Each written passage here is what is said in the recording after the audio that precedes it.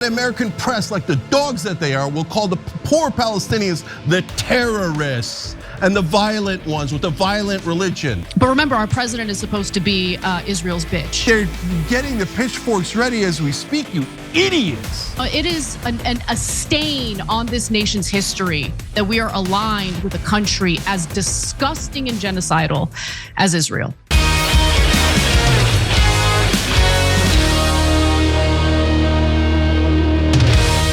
Today it was announced that Israel is suspending over 24 humanitarian foundations or organizations, including Doctors Without Borders, from Gaza. So they're now banning humanitarian organizations, including Doctors Without Borders. They claim that it's because these organizations failed to meet its rules, its new rules. No, we know what this is about. So here's the thing. I want people to understand this. If you happen to be a voracious defender or I should say vocal defender of Israel. People are angry with Israel. People have bad feelings toward Israel, not because Israel is the Jewish state. People actually care when they see images and videos and all these stories of innocent people, including many children, getting slaughtered day after day. And what makes it even worse is the powerlessness that most people feel when they realize their government doesn't care about them and there's nothing we can do to stop it. Yeah. Right? I mean, that's that powerlessness feeling. It's like the biggest black pill ever. And it makes it hard to really care about anything else that's going on. Because if our government doesn't care about us, if we don't actually live in a democracy where the government listens to the people and sees, hey, the majority of Americans don't want to fund this. Majority of Americans do not support this, but it doesn't matter. We get dragged into Israel's conflicts and we get forced to pay for Israel's expansionist policies anyway. I mean, that has a demoralizing effect on the American population. And yeah, it leads to really negative feelings toward Israel. And it has nothing to do with Jewish identity. It has everything to do with an ongoing genocide. And again, expansionist land theft policy that has been implemented by the Likud party and the current government of Israel. Yeah. So that's the reality of the situation. Palestinians haven't earned themselves a state. They have to earn a state the way the Jewish people earned a state over hundreds of years of state building. And you can't just create a state out of nothing. So let's break that down in two different ways. Number one, that's deeply racist, right? So if, for example, the Afrikaners had said about the black South Africans, well, they haven't earned their freedom. They haven't groveled to the white South Africans enough. They haven't assured us of all the different things they need to assure us of. So no, we're never gonna give them their freedom. Those black people haven't earned it. Everybody would have been outraged, right? But when pro-Israel people, except for the racists, yeah, and it would be deeply racist, obviously, brazenly so. And this is exactly that. But since it's pro-Israel people saying it about Palestinians, American media goes like, oh, great, wonderful. Of course, the dirty Palestinians haven't earned humanity yet, and you should treat them as subhuman, just like the Germans. Wait, awkward. Okay, yeah, all right. So that's who Alan Dershowitz is. And now the second part of that, by the way, is if you just flip it, and anytime a pro-Israel person talks, think about flipping Israel and Palestine, and you'll see how atrocious, or Muslim and Jewish, and you'll see how atrocious their talking points are. If a Palestinian had gotten on TV and said, the Jews haven't earned their freedom, they should be enslaved for another 58 years under the occupation of good, wonderful Muslims, and if they don't love Muslims enough, they should continue to be captives of the Muslims. The Jews haven't earned it. Obviously, people would be rightfully outraged and that person would never appear on TV again.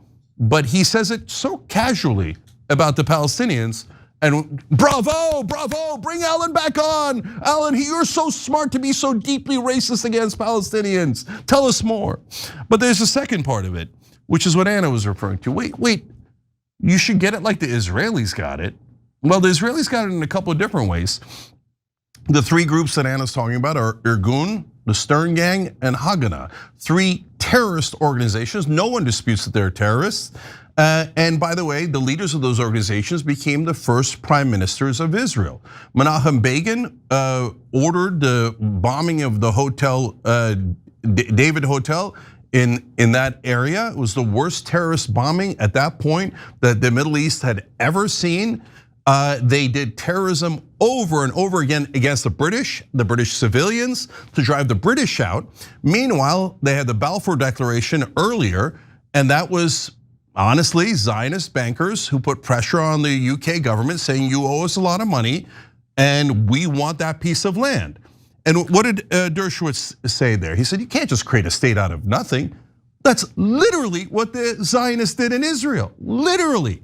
At the time that Israel was created in 1948, Jewish people only owned 6% of the land, but the United Nations gifted them half the country. So, but wait, if you only own 6%, how are you gonna get up to 50%? You're gonna get there through the Nakba. The Nakba is the catastrophe, that's what it's called. That's because that was the original wave of ethnic cleansing. The terrorists who ran Irgun and the other gangs, the terrorist groups that started Israel, then came in and started doing terrorism within Israel. So they started murdering the Palestinians, dragging their bodies through the villages, hanging them on trees, burning them alive, and saying, you all better leave, otherwise we're gonna murder all of you. Remember, we got this state through terrorism and financial intimidation, so we're gonna kill you all. And 750 to 800,000 Palestinians and their children, making it a much larger number, ran for their lives. In Israeli mythology, they say, oh no, we were attacked. And these Palestinians, well, how did they leave? I mean, if they attacked you, why did they leave? Oh, they voluntarily decided that they wanted to go somewhere else. 750,000 people at a bare minimum in 1948 decided to leave all of their worldly possessions, the homes they grew up in, to go live in tents voluntarily? You'd have to be completely brainwashed to believe that. No, they ethnically cleansed them to start their state to begin with. Now, I don't think the Palestinians should do likewise to the Israelis because we're decent, moral human beings, but Alan Dershowitz obviously is not. And so he's saying the Israelis should be able to do infinite terrorism, financial intimidation, and by the way, get the UN to declare it for them. Funny enough, Anna, the last part is, the Palestinians a while back went to the United Nations and said, can you declare Palestine a state just like you did for Israel? Identical. You know what the Israelis called it? Terrorism. Amazing. Amazing. He's a wartime prime minister. He's done a phenomenal job. He's taken Israel through a very dangerous period of trauma. Israel with other people might not exist right now, if you want to know the truth. That's a pretty big statement, but it's true. I feel that. He's a wartime prime minister who's a hero. How do you not give a pardon? I think it's a very hard thing not to do it. Our president declared that a genocidal, corrupt scumbag, Benjamin Netanyahu, is a wartime president, a hero. As we all just saw imagery out of Gaza, showing an enclave that no longer exists. You want to talk about, oh, Israel might not have existed after, what happened on October 7th? Really? Does Gaza exist right now? Do the residential homes exist? Do the universities exist? Do the hospitals exist? Do the refugee camps exist? Yeah. No, it is a stain on this nation's history that we are aligned with a country as disgusting and genocidal as Israel. Israel has taken 53% of Gaza, has now set up permanent roads, infrastructure and building. They've already begun to do that. They've wiped out everything the Palestinians own in the 53% that they control. They've now started to slowly increase to 53%. They're now taking physical yellow objects and moving them on the land and saying, now if you cross here, we'll murder you on the spot because we're a terrorist government and a terrorist army. We murder civilians on the spot, no questions asked, on a regular basis. That's what Israel's doing today, because they're a terrorist country. And so they're never gonna give that 53% back unless massive world change happens and a change in America happens. And then people will say, oh, all the Israeli first liars will come out and go, oh, we had to take the land. It was for self-defense. It was for security reasons. And by the way, we have a plan to move at least 1 million Gazans out, which is a story we'll get to later. And we'll take even more of Gaza and more of the West Bank. And we'll get our liars in American press to tell you we're doing self-defense and we're the poor little victims as we slaughter Palestinians over and over, hundreds at a time, thousands, tens of thousands at a time. But then American press, like the dogs that they are, will call the poor Palestinians the terrorists and the violent ones with the violent religion. And if you criticize Israel, they'll call you an anti-Semite. They'll try to ruin your life because a bunch of thugs, Israel first thugs, run the press, mainstream press, but not the rest of the press. 94% of Congress, I say empirical because they literally donate to 94% of Congress, massive sums of money, hundreds of millions of dollars. And our press says that is true, but if you report the truth, we'll try to get you fired from the news business by calling you names and trying to cancel you, because no one is allowed to dissent from beloved Israel. All bow your heads, murder away, okay? Here's more gobs of money to kill more Palestinians. Settler violence in the West Bank continues to rise, and that does threaten some regional stability. How are you addressing that? Well, first of all, I think it's much bloated. You know, when they're talking about it, they're talking about a handful of kids. We actually located. It's about 70 kids. They're not from the West Bank. They're actually come from teenagers who come from broken homes, and they do things like chopping the olive trees, and sometimes they try to burn a home. I can't accept that. That's vigilantism. I'm taking that out. According to the UN Office of the High Commissioner for Human Rights, since October 7th, 2023, and up until November 13th of this year, Israeli security forces and settlers have killed at least 1,017 Palestinians in the occupied West Bank, including East Jerusalem. The West Bank, which is not governed by Hamas, had nothing to do with October 7th whatsoever, has been met with unfathomable violence to the point where over 1,000 Palestinians have been slaughtered by settler violence in the West Bank. And you have this pathetic genocidal clown lying to the American people while sucking up our resources to commit these atrocities, lying to the American people and making it seem as though the real victims are the aggressors and the terrorists who are raining terror on the Palestinians in the West Bank. By the way, nice visit to the United States to engage in propaganda that's honestly against the American people here. Okay, lying to the American people. And congratulations, Brett Baer, for facilitating that type of propaganda on your program. Among the victims, by the way, the 1,017 Palestinians in the West Bank who have been killed, among those victims were 221 children. During the same period, 59 Israelis were killed in Palestinian attacks or alleged attacks or armed clashes. So you want to talk about the symmetry here or the lack of symmetry here? Obviously, and in every case that we have reported on, right? Not just the violence that breaks out, that has broken out recently, but violence that has broken out in the West Bank in previous years, previous conflicts. Every single time, Palestinians disproportionately get killed, disproportionately. And this clown, again, has the audacity to lie to us and make it seem as though, no, roles are reversed here, please. In addition, since January of 2023, over 700 Palestinian families comprising roughly of 3,900 people have been displaced due to settler attacks and access restrictions. They just steal their homes and they steal Palestinian land. That's what they do. In fact, I remember when Obama first got elected in 2008, part of the reason why he had a sour relationship with Benjamin Netanyahu, despite the fact that Obama's administration is the one that gifted the Israelis the Iron Dome, is because Obama had the audacity to politely ask Netanyahu to stop building illegal settlements in the West Bank. That's all it took. An American president just kindly asking, hey, maybe follow international law and don't build illegal settlements and steal Palestinian land.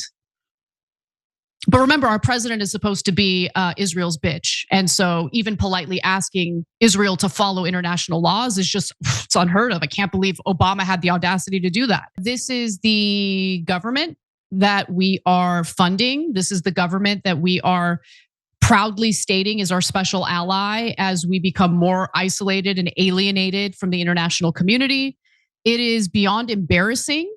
And for whatever it's worth, for anyone in the international community who might be watching this right now, we don't actually live in a true democracy here in the United States. It doesn't matter how many Americans or what percentage of Americans are against US support toward Israel, our government, despite any party that's in charge, okay, it doesn't matter if it's Democrats or Republicans, is going to carry out the wishes of the Israeli government no matter what, because they control us. They control our government. Israel controls our government. We have a system of legalized bribery. So foreign interests are able to bribe our politicians. The Israelis are far more organized and have multiple organizations, several organizations operating out of the United States, specifically to lobby on behalf of Israel, to bribe our politicians on behalf of Israel. Yes, AIPAC happens to be the most notable lobbying group that does this. And there's also blackmail. I have no doubt that there are politicians and people in positions of power who are being blackmailed. And that's how we find ourselves in a situation where, I mean, this story more than anything, I think really pulls the wool over everyone's eyes when it comes to the reality of how undemocratic our political system has become. Doesn't matter, the majority of Americans don't want anything to do with Israel, don't want to send Israel more money for their atrocities. But it does keep you updated on our live shows. We're gonna just keep doing it because our government doesn't represent us. That's the cold, hard truth. To be fair to Peter Thiel, this tax would cost him $1.2 billion. And that's a lot of money, right? So I did the math on it because I'm really good at math. And so if he's had 27.5 and you take away 1.2 billion, oh wow, you'd still have 26.3 billion. What are you gonna do with all that, Peter? What are you gonna do with it? Are you gonna run out of it? You're not gonna run out of it. You're not gonna start another company. You've already started like 1 million companies. You're gonna start 2 million more. Everybody knows it. You're not gonna miss that money at all. Now let's go to Larry Page. So 258, 12 billion is a lot of money. That would leave him with only 246 billion. Larry, where are you gonna spend all of that? What are you gonna do? Your children, grandchildren, great-grandchildren, if they spent like the dumbest billionaires in the world, couldn't go through all that money in their lifetime. What are you hoarding it for? No, don't help the poor, don't help the middle class, don't help any average Americans. And if they find one congressman representing you guys, crush them, right? Well, you think that's good for you because you got to keep another billion out of your freaking ridiculous amount of billions you already have. But it isn't good for you. You're being schmucks. You're being super stupid. Because at some point, the population is going to get super angry and we're a couple of inches away from it. So the 12 billion that you take out of a $258 billion fortune doesn't dent you 1% of 1% of 1% because you're never gonna spend the other 246. On the other hand, the entire American population being in a rage against you could affect all of your money. But no, greed is endless. So the dwarves keep digging and digging and digging. We're gonna find the Balrog soon. Yeah, you are, brothers and sisters. You are gonna find the Balrog and you're not gonna like it. So Jason Kalinakis, I know him a tiny bit. You saw him in the video there, the guy who's just because I billionized. This is strategically why, Chamath, I'm glad I got out of California right before I was about to billionize. That was a smart move on my part. And they say, we're gonna move out of California. We don't need no stake in California. How did Jason get so rich? Well, he happened to be in Northern California and he rented his office space to a couple of companies that wound up going supernova, in terms of how much money they made. And he had exchanged the rent for equity. So he got, let's be honest, super lucky. Maybe you make a little bit of money from that if you're in a different state, maybe. But if you're in California, you could billionize over that. So Jason, where were you gonna make that money if you weren't in California? If you were in San Antonio or Tuscaloosa, here's how much you were gonna make. Nothing, nothing. You literally made that money because you were in California. But now they all wanna run away and keep their money. Go ahead, keep it.